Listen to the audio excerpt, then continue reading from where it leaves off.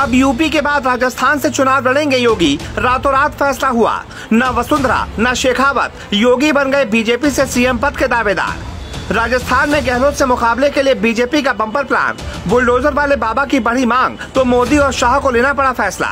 नाम सुनकर ही कांग्रेस के फूल गए हाथ पांव, सारी प्लानिंग पर फिरा पानी। मोदी के एक मास्टर स्ट्रोक से बदल जाएगी राजस्थान की जीत की कहानी।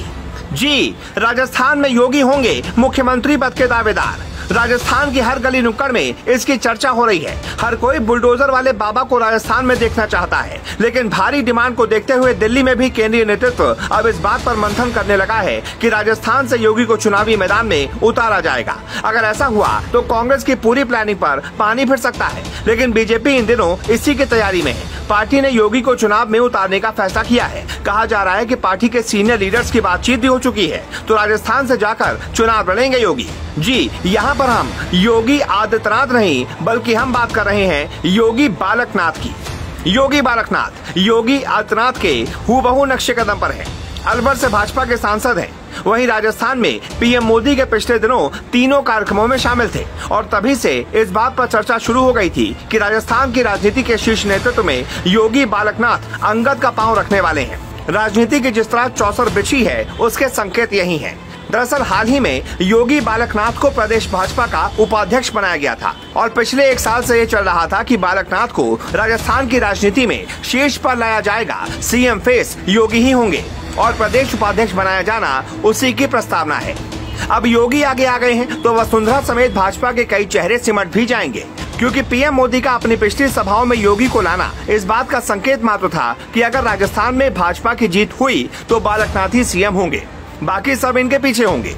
वहीं बालकनाथ अभी तब चर्चा में आए जब उन्होंने योगी के ही अंदाज में अलवर डीएसपी आनंद राव को चेतावनी दे दी थी कि राजस्थान में भाजपा सत्ता में आने वाली है। उसके आते ही सभी भ्रष्टाचारियों को मिट्टी में मिला दिया जाएगा। अब बालकनाथ के आते ही राजस्थान कांग्रेस और वसुंधरा दोनों के लिए टेंशन बढ़ चुकी है।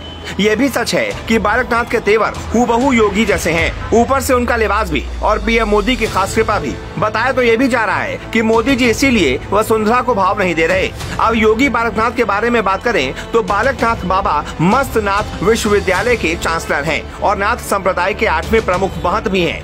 महंत चांदन नाथ ने 29 जुलाई 2016 को बालकनाथ को अपना उत्तराधिकारी घोषित किया था और उनके ताजपोशी कार्यक्रम में योगी आदित्यनाथ और बाबा रामदेव भी पहुंचे थे। योगी बालकनाथ जाति से यादव हैं। बालकनाथ समाज सुधारक, कुशल राजनीतिज्ञ, प्रखर वक्ता, आध्यात्मिक गुरु होते हैं, जिसकी वजह से वो समाज में अच्छी पकड़ बनाए हुए हैं। इसके साथ ही हाल ही में उन्हें बीजेपी उपाध्यक्ष बनाए जाने के बाद राजस्थान की राजनीति में उनका कद और बढ़ गया।